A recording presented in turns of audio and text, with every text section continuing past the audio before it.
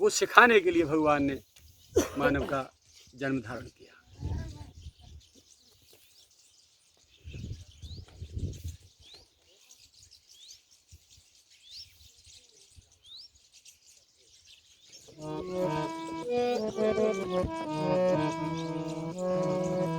अरे शौनकादि सुने प्रश्न तुम्हारे,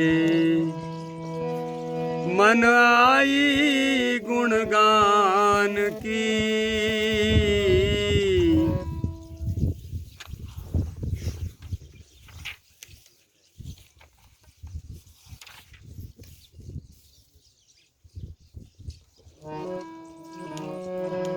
शौनकादि सुने प्रश्न तुम्हारे, मन आई गुणगान की।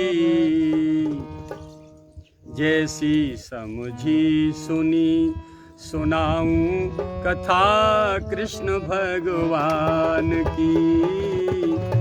जैसी समझी सुनी सुनाऊं कथा कृष्ण भगवान की। वेद व्यास ने क्रीम निकारी, मथि के वेद पुराण की। फूट परी वाणी सरितासी, सुकहित चतुर सुजान की।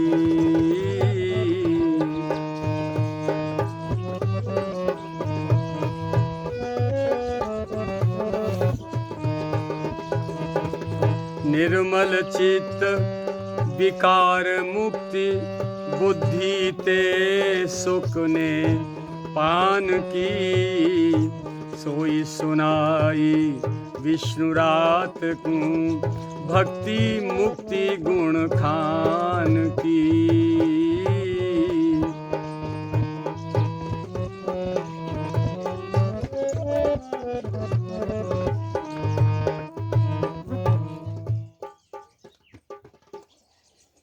सूत जी कह रहे हैं, हे शौनकादिक ऋषियों, मैंने अपने गुरुदेव के मुख से जो सुना, जैसी भगवान श्री कृष्ण की पावन लीलाएं कथाएं सुनी, वो मैं आपको सुनाता हूँ। आप प्रेम से सुनिए।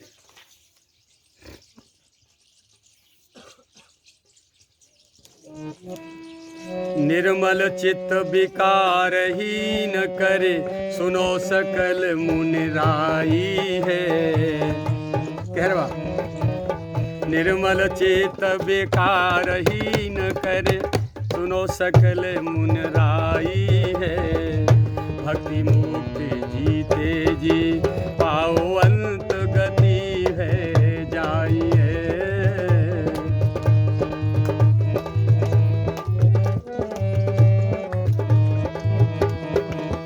जुग जुग में हरि कथा मुनीसन, भांति भांति ते गाई है।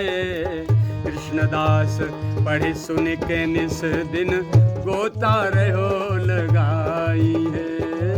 कृष्णदास पढ़े सुन के निस दिन, गोता रहो लगाई है।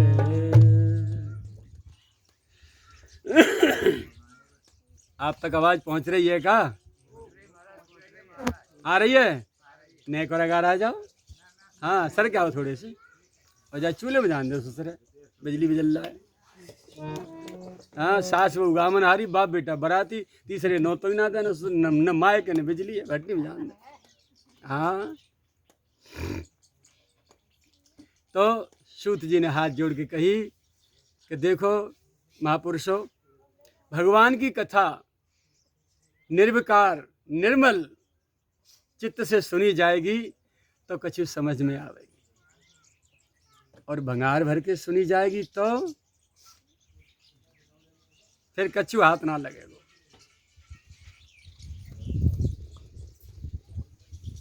निर्विकार चित्त से सुनेंगे तो भक्ति मुक्ति लोग कहीं मरने के बाद मिलेगी ना, जीते जी मिलेगी। ये जो भक्ति की परिभाषा तो आप जान ही रहे हैं। ये तीन शब्द, मोक्ष, मुक्ति और कल्याण, ये तीनों समानार्थक शब्द हैं। मोक्ष, मुक्ति और कल्याण। हम एक संत के पार्थिव शरीर के साथ उनके मरघट तक गए, शमशान तक गए, जहाँ उनके शरीर को अग्नि समाधि दी जा रही थी। हमें बाल्यकाल से लिखने का शौक है, बहुत लिखते हैं। राजीव गांधी प्रधानमंत्री थे तो 92 में कंप्यूटर लेके आए अमेरिका से, और प्रभु कृपा से 95 में सीधा हमारे हाथ आया अमेरिका से, 3 वर्ष बाद।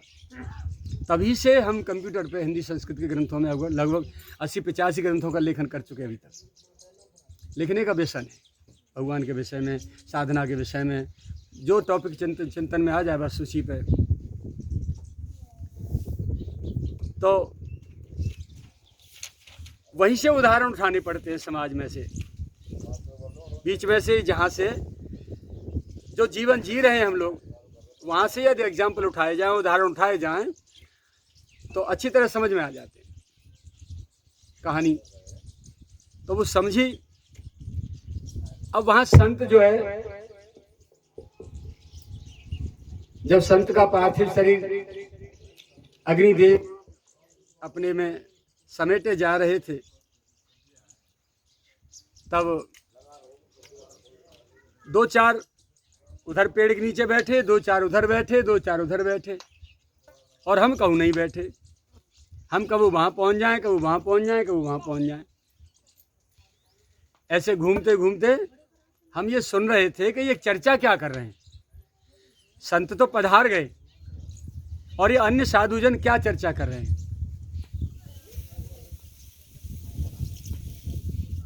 तो एक जगह बैठे बैठे संत कह रहे थे,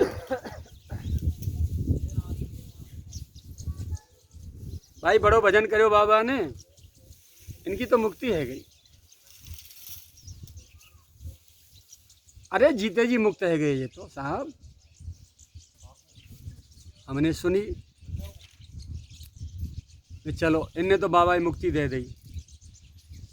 बाबा शरीर छोड़ के गए और उन्होंने इनको चिट्ठी भेजी होगी कि फोन कर दी होगा, हमने मुक्ति पा ली। मुक्ति को कोई पेड़ होता होगा वहाँ, जाके बाबा ने धड़ाक सी आम की तरह तोड़ी और गरब पसीना बाबा झेंगो। इनने तो बाबा मुक्ति दे दी। अब वे कहाँ दे रहे हैं, दूसरे पेड़ के नीचे बैठे, चलो वहाँ चल रहे हैं। हम वहाँ गए, चुपचाप पीछे ठाड़े, तो वे कह रहे कल्याण है वो बाबा को। इतना भजन करो है कि बाबा का तो कल्याण है वो, यहाँ में कोई संदेह ना है। अब बाबा जा लोक में ही ना है तो मैंने कि लो ये इनको काका नहीं करे, इन्हें बाबा को कल्याण कर दियो। शायद टेलीफोन इनको कर दी होगा बाबा ने, मेरो कल्याण है वो भैया। तीसरी ओर हम गए, वहाँ बैठे जाए के, तो वे कह रहे मोक्ष है वो बाबा को। अब हमारा दिमाग खराब, जी मोक्ष दे रहे हैं बाबा, वे कल्याण दे रहे हैं और वे मुक्ति दे रहे हैं, और बाबा बेचारो पजर वजार नहीं चीज राखेगी बन के। हमें यही ना पता चली बाबा ने, हम तो कुछ कहीं ना, हम तो यहाँ डोल रहे हैं भजे भजे। इनते कैसे कह दी बाबा ने कि मोक्ष है वो, मेरे मुक्ति यही कल्याण है वो। हमारो माँ तो खराब। हम जब बहुत छोटे, ज़्यादा उम्र नहीं, 14-15 साल की उम्र रही, तब ते वो चिंतन में खोपड़ा में जो है रही, चलते रही कि मोक्ष का चीज़ है, मुक्ति का चीज़ है, कल्याण का चीज़ है।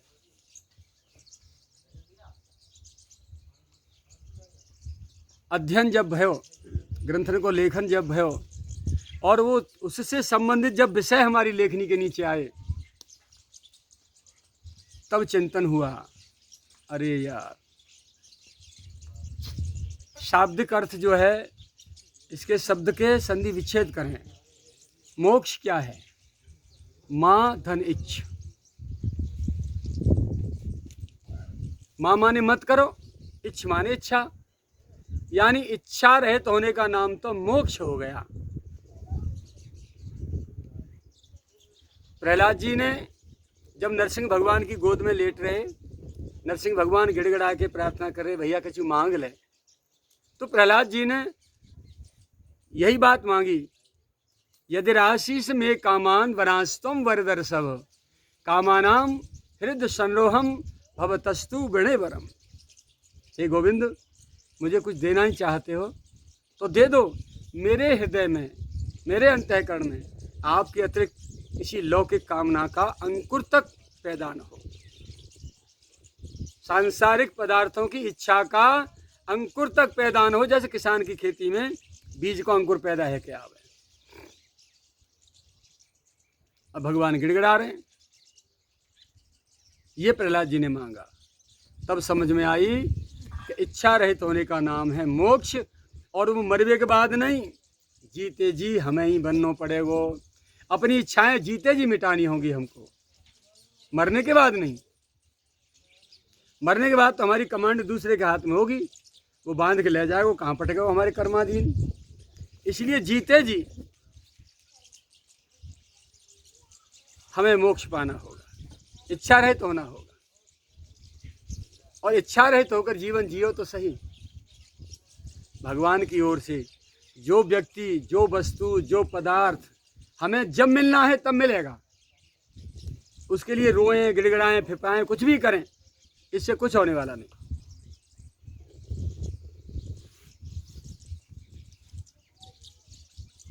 फिर उसके लिए हम क्यों हाथ पसारे भगवान से? हमारे पिछले कर्मों के अनुसार जो हमें प्राप्त होना है होता चला जाएगा। कैसे? हमने जो 6 महीना पहले खेत में सरसों बोई, लाया बोयो, गेहूं बोए, चना बोए, मटर बोई, आज हम वह काट रहे हैं। तो जो कर्म हम कर्म की खेती करके आए, कर्म बोए के आए, वह को फल तो आज हमें मिलना ही मिलना है। तो जो मिलना ही मिलना है, उसके लिए फिर हम जो है भजन पूजा पाठ करें, भगवान से प्रार्थना क्यों करें? भगवान जे दे देगा, जे दे देगा, जे दे देगा, जे दे दे। अरे मिलना ही है बताओ। अब जो चीज़ नहीं मिलनी है उसके लिए प्रार्थना करें, और वो है संतों की संगति और भगवान के दर्शन। उसकी प्रार्थना हम करें हाथ जोड़ कर,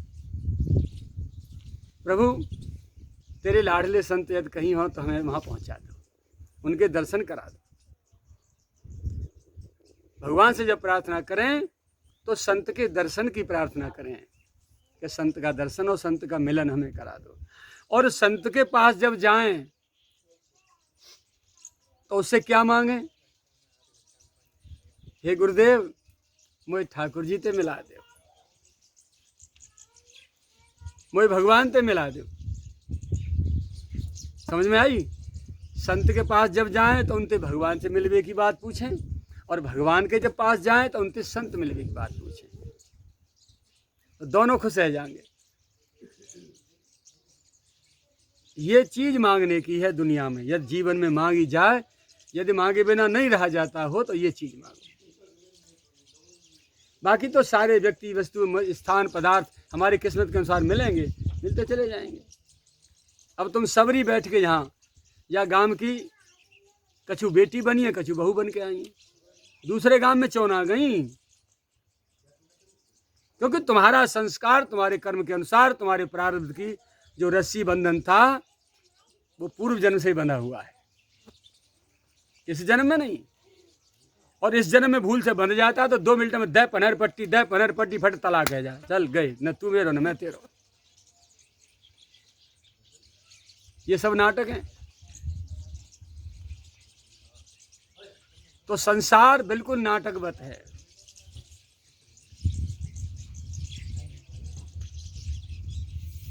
खान को खिलौना या मिट्टी को खिलौना या सोने को कोई तुम जो गले में पहन रहे हो, कान में पहन रहे हो, इन तीनों को देखो। मिट्टी का खिलौना, खिलौना बनने से पहले क्या था? मिट्टी। और खिलौना फूट के बाद हम कहा है? मिट्टी। सोने को हार, कौंदनी, कुंडल और काका तुम पहने लटका में हैं, अंगूठी, छाप छल्ला, जो भी कछु। ये अंगूठी, छाप छल्ला और कौंदनी बनवे तो पहले कहा हो जे सोनो। और बहुत से बुद्धिमान कहा के कौंदनी बौंदी ना के बोले इतना तो सोनो लाद की डोल रही है। तो अब वो सोनो है और सोनो सुनार के यहाँ पहुँच जाए गरा दियो जाए बाकी बाद में मिट्टी के बाद में कहा है सोनो।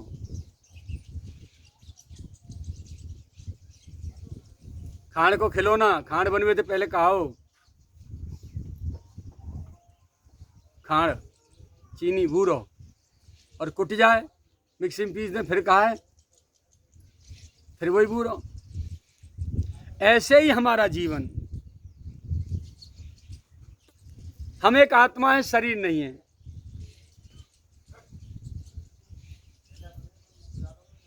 चीटा चीटी कीड़ा मकोड़े पशु पक्षी मनुष्य ये जो खिलौना बने डोल रहे हैं ना, या शरीर में आए हुए तो पहले हम कौन थे आत्मा, और शरीर छोड़ने के बाद जाएंगे तो फिर क्या है फिर आत्मा।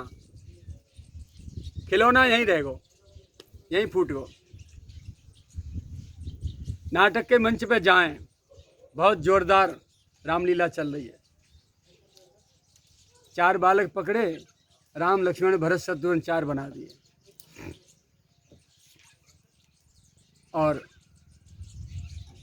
बड़ा बूढ़ों से कोई पकड़ो, वो पिताजी बना दिए दशरथ जी महाराज। और कोई मोटो ताजी हट्टा कट्टा सो ने पकड़ो लंबो चौड़ो सो, वो कौन बोले वो लंकेश रावण बना दियो। और रामलीला धुआंधार चल रही है। रामलीला करते समय वो जितने कलाकार मंच पे हैं अपने अपने रोल में कितने पक्के होते हैं। राम जी को बनगवन है रोए, और जो आदमी मैया बन रहा कौशल्या घूंघट मार के इतनी जोर से रोयो चीख मार मार के कोई ठिकाना। राम जी की विरह में ठीक है। और वही थोड़ी देर पीछे रावण बन के आयो तो राम जी गाड़ीदार और रामलीला समाप्त भई। उतर के मंच से नीचे गया हुआ पोशाक जी मुकुट मुकुट ने फेंक फाँक के, तो भाई कुर्ता धोती कुर्ता पजामा में कोई बोले भाई रामलाल है। तो बहु याद रहे कि मैं रामलाल हूँ, रावण ना हूँ जो धाड़ रोका हूँ, और ना मैं कौशल्या। ये केवल नाटक है। ऐसे ही यहाँ काऊ की मम्मी है, काऊ की बहनें हैं, काऊ की बेटी है, काऊ की पत्नी है, काऊ की बुआ जी हैं। ये नाटक है, मंच है। मरबे के बाद में ये जितने हमसे बुआ फूफी नाना मामी पति पत्नी भैया जो कुछ हमसे रिश्ते निभा रहे और कह रहे हैं बोल रहे हैं, इनमें से ये कोई संग नहीं जाए। खिलौना फूटो और आत्मा अकेली पता नहीं कौन सी रेल आमत होगी, कौन सा विमान आमत होगा, वहां में चढ़ के जाती होगी। और वो है परमात्मा, उसका गंतव्य, जहां से उद्गम जहां से आई है, और वही उसका जो है विलय। देखो प्राकृतिक रूप से देखो, पानी को तुम छोड़ दो ट्यूबवेल चला के, तो धरती का तल जहां नीचा होगा वो अपने आप वहां बहता चला जाएगा। नदियां खोदी नहीं है, गंगा यमुना सरस्वती है ना, नर्मदा कावेरी ब्रह्मपुत्र आदि जो नदियां हैं, ये किसी जेसीबी से नहीं खोदी गई है। जहां से उनका उद्गम है, जहां से वो निकली हैं, सहज रूप से उनका जो बहाव हुआ है, नीचे तल है। नीचे को क्यों जा रही है? क्योंकि नीचे उद्गम है समुद्र, वो जल का उद्गम स्थान है समुद्र। तो जब छूटता है तो अपने जहां से पैदा हुआ है उसमें मिलना चाहता है, वहां जाता है। अग्नि जलाओ, वो धरती में नीचे नहीं जाएगी, धरती में नीचे नहीं जाएगी, वो कहां जाएगी? ऊपर। अग्नि की लो ऊपर जाएगी। क्यों? क्योंकि अग्नि का प्राकट्य भगवान सूर्य देव से हुआ है, इसलिए वो अपने प्राप्त को जाएगी, अपने गंतव्य को जाएगी। ऐसे ही यहां सूत जी उनको समझा रहे हैं शौनकादिक ऋषियों को, हे ऋषि महापुरुषों, भगवान श्याम सुंदर जीव को अपना स्वरूप समझाने के लिए मानव शरीर में आए। युद्ध के मैदान में अर्जुन को रोजाना सत्संग देना, जिसे आज हम गीता के नाम से जानते हैं। गीत शब्द से गीता कहलाई। रोजाना 18 दिन महाभारत चला और 18 दिनों में रोजाना युद्ध से पहले श्याम सुंदर ने रथ की बागडोर पकड़ के घोड़ों की और पीछे मुड़ के जो जो गीत गाए वो गीता कहलाए।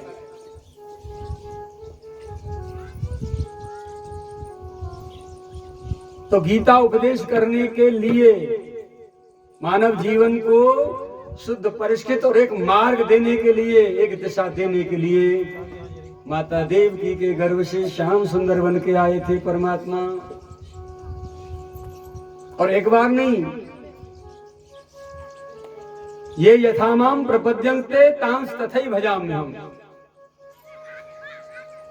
जो मुझे जिस भाव से भजता है मैं उसे उसी भाव से प्राप्त होता हूं।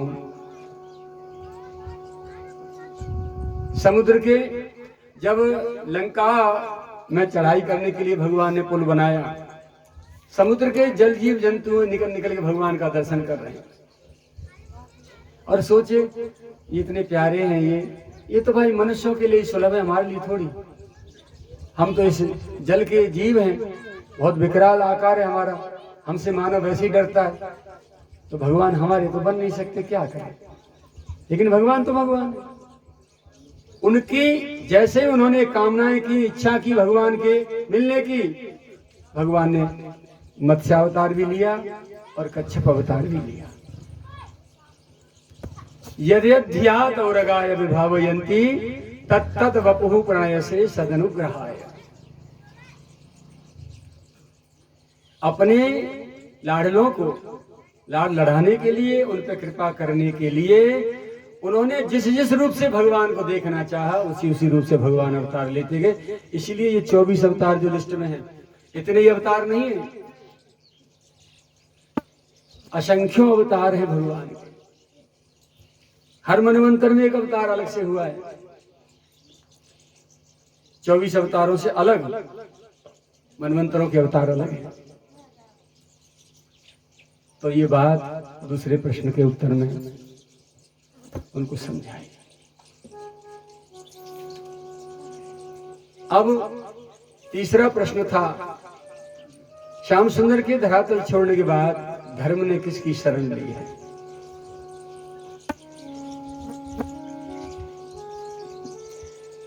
भगवान जब गौलोक जाना चाहते थे, द्वारिका प्रभास क्षेत्र में अपने सभी वंशजों को लड़ा लड़ा के उन्होंने समाप्त कर दिया। महाभारत के माध्यम से जितने अत्याचारी दुराचारी असुर राजा बन के आए थे उनको समाप्त किया, जो धरती का भार थे। पीछे देवताओं ने भगवान से प्रार्थना की कि प्रभु आपका कार्य संपादन हुआ, अब आप अपने लोग को जा सकते हैं। भगवान ने कहा नहीं, अभी मेरा वंश जीवित है। इनमें से एक एक पराक्रमी शूरवीर ऐसा है कि सभी देवताओं को परास्त कर देगा।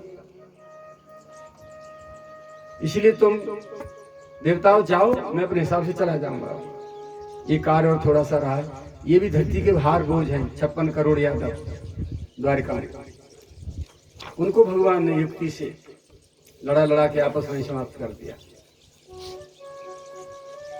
तो वहां प्रभास क्षेत्र में भगवान जब पीपल के वृक्ष के नीचे बैठे थे, वहां उद्धव जी पहुंच गए। तब उद्धव जी को वही ज्ञान जो अर्जुन को दिया था गीता, वही ज्ञान उद्धव जी को दिया भगवान ने। तब उद्धव जी ने भगवान से पूछा था कि आप धरातल छोड़ के जा रहे हैं, आपके बाद अब धर्म किसकी शरण में रहेगा। तब भगवान थोड़ी देर मौन रहे और ध्यानमग्न हुए, और भगवान के श्री अंग से एक तेज निकला और सीधा श्रीमद् भागवत भगवान पोथी में प्रवेश कर गया।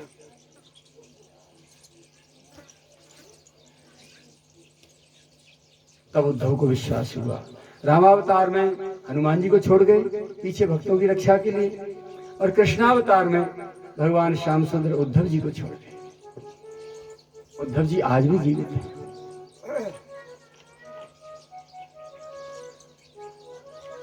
कुसुम सरोवर के आसपास नारद जी और उद्धव जी का स्थान है। परिक्रमा में आप लोग जाते हो, कुसुम सरोवर के आसपास दोनों के स्थान है। कुसुम सरोवर के भीतर उद्धव क्या है, और थोड़ा सा गोवर्धन के लिए आएंगे करीब 50 कदम, तो इधर परिक्रमा से बाहर नारद कुंड है, नारद जी का स्थान, और दोनों महापुरुष एक दूसरे से मिलते भी हैं।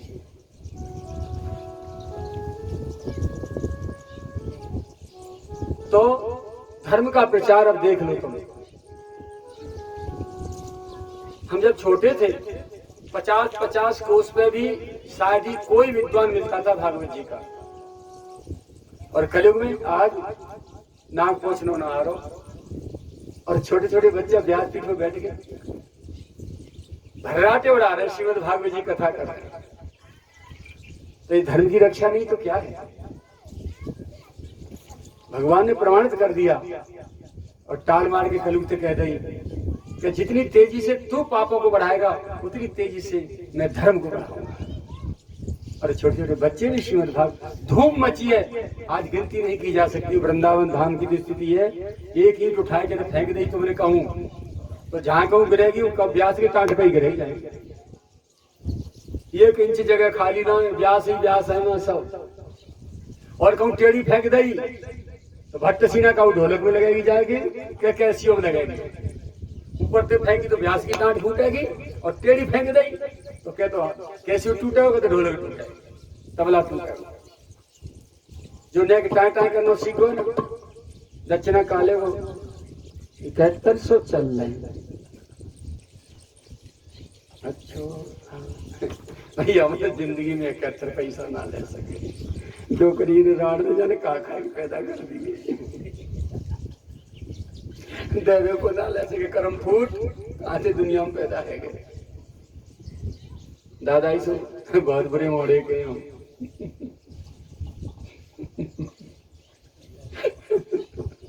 पर प्यारे हो, फटाक नंगा अपने में ऐसी मस्ती में हूँ, ऐसी मस्ती में हूँ, शायद या समय इंद्र और ब्रह्मा भी नहीं होंगे। दुनिया के सृष्टि के सबरे बेहा मर गए होंगे, तब बाबा कृष्णदास बने होंगे, रस निकाले के उनको। और ब्रह्मा जी ने फिर हाथ धो लिए होंगे कि कब दूसरे हाथ छू गए ना सारा वो खराब हो जाएगा, पहले धो ले भैया जब बना कृष्णदास।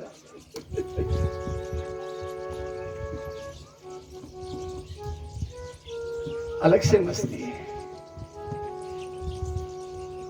इच्छाएं जब तक घर करके भीतर बैठी होंगी, इच्छाओं की पूर्ति असंभव। जो चीज है नहीं हमारे प्रारब्ध में मिलेगी कहां से? तो इच्छा करना ही छोड़ दो ना।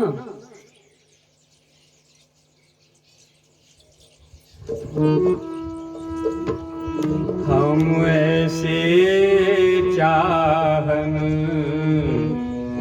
हार नहीं, जो आज तुम्हें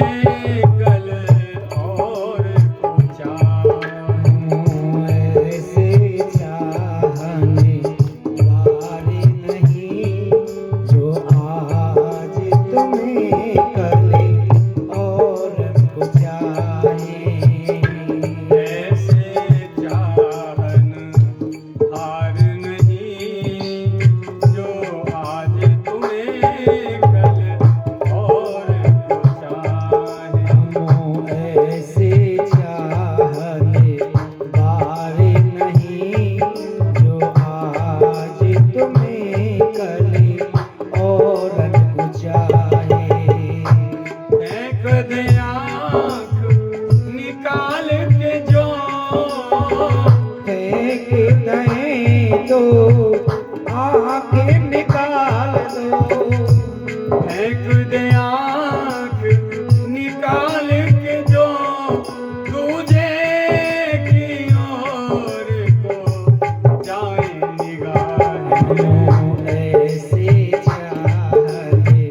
बार नहीं।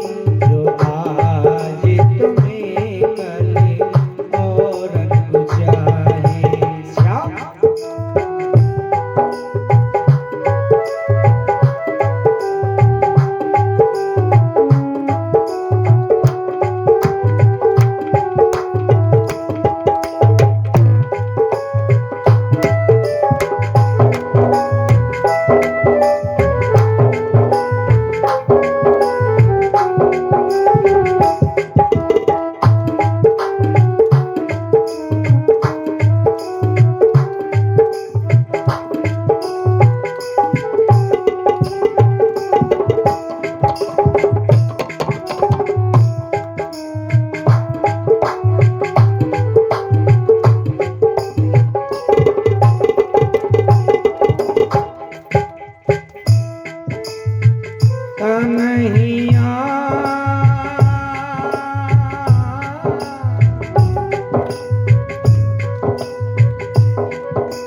ए श्याम तेरी मुरली की कसम हम तुमों से मोहब्बत कर बैठे इस दिल के सिवा कुछ और न था ये दिल भी तुम्हारा कर बैठे तुम्हारा कर बैठे ये दिल भी तुमको दे बैठे ये दिल भी तुमको दे बैठे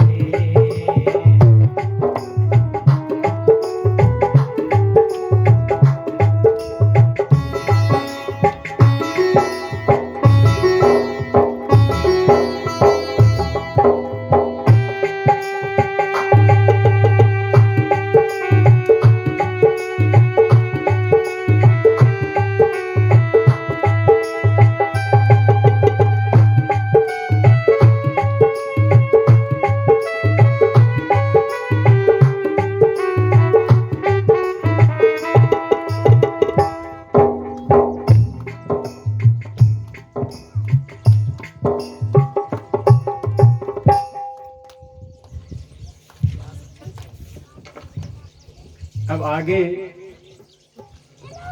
बड़ी प्यारी कथा है और रात दिन आप लोग टीवी में सुनते हैं, मोबाइल में सुनते हैं और छोटे छोटे बड़े बड़े प्यारे प्यारे उसे लटकने से मटकने से चटकने से सब तरह के व्यासपीठ पे बैठे बैठे